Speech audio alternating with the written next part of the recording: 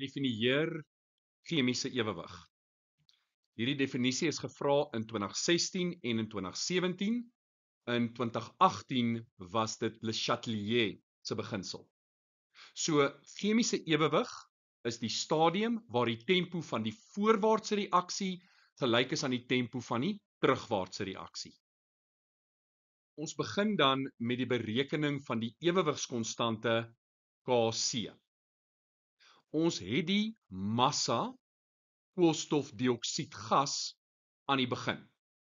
So ons kan die hoeveelheid mol koolstofdioksied bereken. Dan het ons ook die volume van die houer. So dit is belangrik want ons gaan later dit gebruik om die konsentrasies te bereken. En dan het ons ook die ewewigskonsentrasie van koolstofdioksied. So met hierdie inligting tot ons beskikking, kom ons begin en ons bereken die aantal mol koolstofdioksied aan die begin. Seker jou bekendste vergelyking in chemie, N is gelyk aan M op M. Ons massa koolstofdioksied aan die begin is 60,8 gram en dan die relatiewe molekulêre massa is gelyk aan 12 vir koolstof en dan het ons 2 maal 16 vir die suurstof en dit gee vir ons 44 en as ons dan 60,8 deel deur 44 kry ons 1,382 mol koolstofdioksied aan die begin. Ons begin dus met 1,382 mol koolstofdioksied. Daar's geen koolstofmonoksied nie. Ons hoef nie te fokus op die vaste stof in hierdie geval nie. Onthou, ons tabel is nie vir vaste stowwe nie.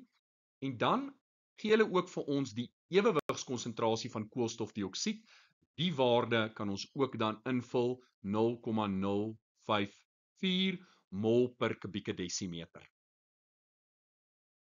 So, ons het die konsentrasie en ons weet konsentrasie is die aantal mol gedeel deur die volume van die houer. Nou in hierdie geval gee hulle vir ons die volume van die houer as 3.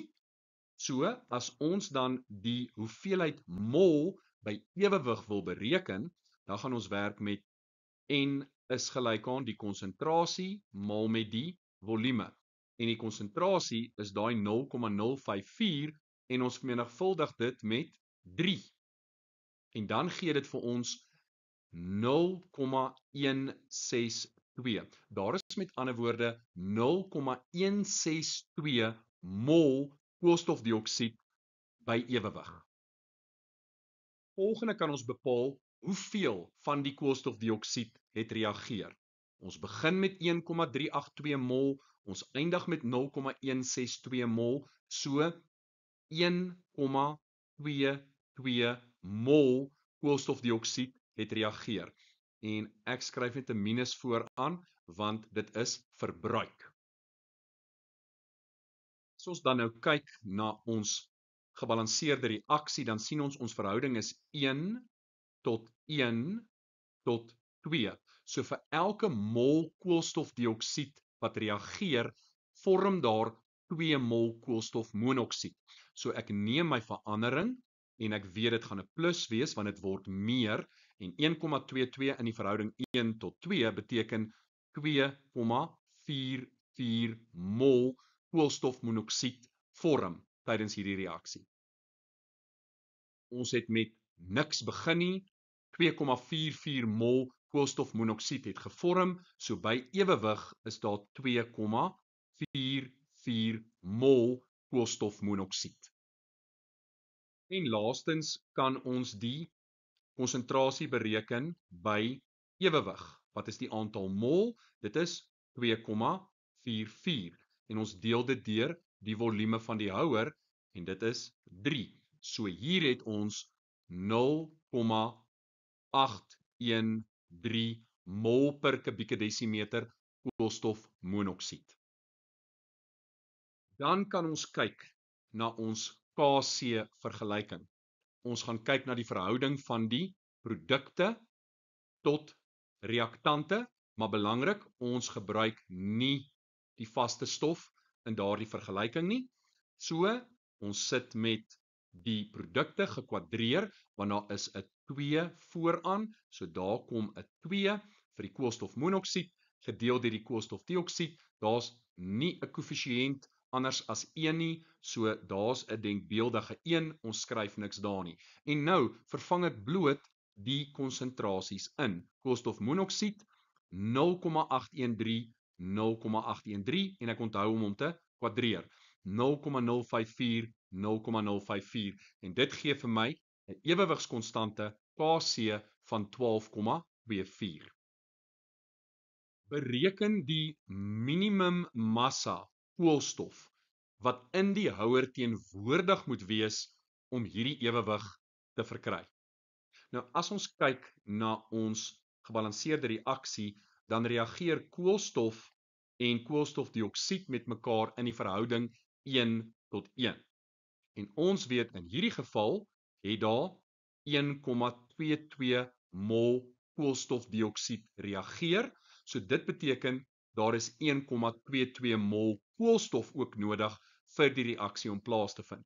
So nou weet ons die hoeveelheid mol, ons kan met ander woorde die massa gaan bereken. Die aantal mol koolstof wat reageer gaan gelyk wees aan die aantal mol koolstofdioksied wat reageer en dis 1,22 mol. Jy onthou jou klassieke N gelyk aan M op M. Ons manipuleer hom, so die massa is gelyk aan die aantal mol, mol met die relatiewe atoommassa van koolstof wat 12 is. So ons vat bloot daai 1,22 en ons maal dit met 12 en ons kry 14,64 gram koolstof wat nodig is.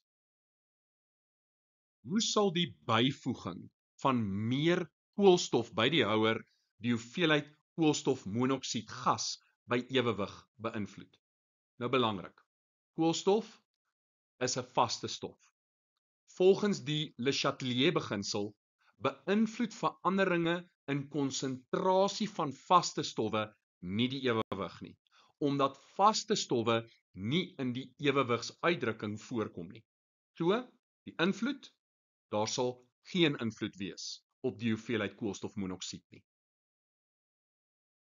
Die druk word verhoog deur die volume van die houer by konstante temperatuur te verlaag. So die volume is kleiner. Hoe gaan dit die hoeveelheid koolstofmonoksied by ewewig beïnvloed? Met 'n hoër druk word die reaksie bevoordeel wat lei tot 'n kleiner volume gas. Met ander woorde, minder mol hoeveelheid gas. En onthou, ons kyk slegs na die aantal mol gas. Ons gaan nie na die vaste stof kyk nie. So aan die linkerkant is daar 1 mol gas, aan die regterkant 2 mol gas.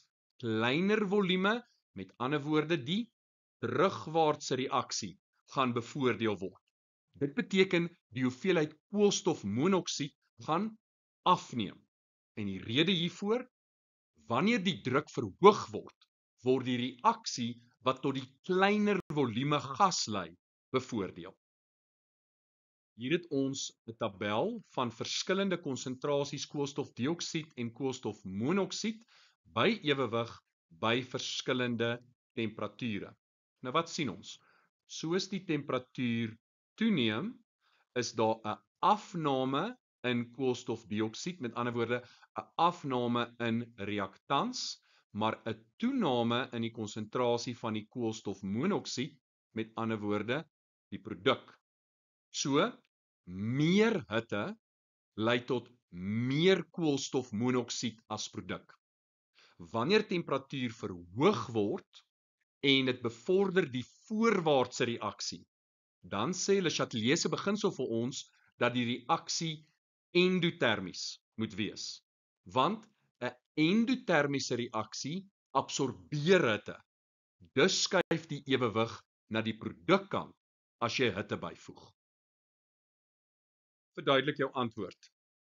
Wanneer die temperatuur toeneem, neem die produk toe. Die voorwaartse reaksie word bevoordeel. Gebruik die inligting in die tabel en bepaal temperatuur T vir ons reaksie.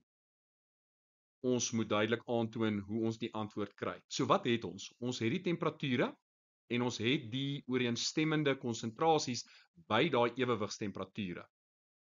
Dan is die vraag, hoe gaan ons nou te werk? Ons het die hoeveelheid mol by ewewig.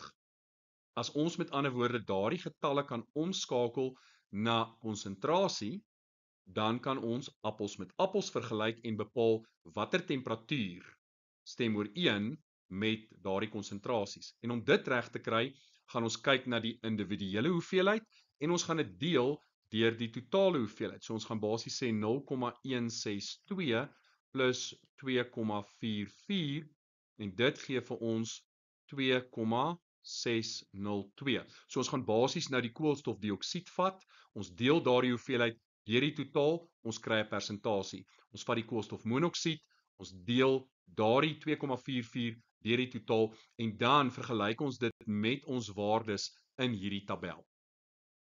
Ons begin met ons koolstofdioksied. Ons deel die 0,162 deur die 2,602 en ons kry 6,22%. Ons het nie eens nodig om verder te gaan nie, want die balans is koolstofmonoksied, maar terwille van volledigheid bereken ons ook die persentasie koolstofmonoksied by ewewig en dit is 93,63. En dan gaan ons, en jy kan duidelik sien, daardie waardes stem ooreen. So ons temperatuur in hierdie geval gaan 827 grade Celsius wees.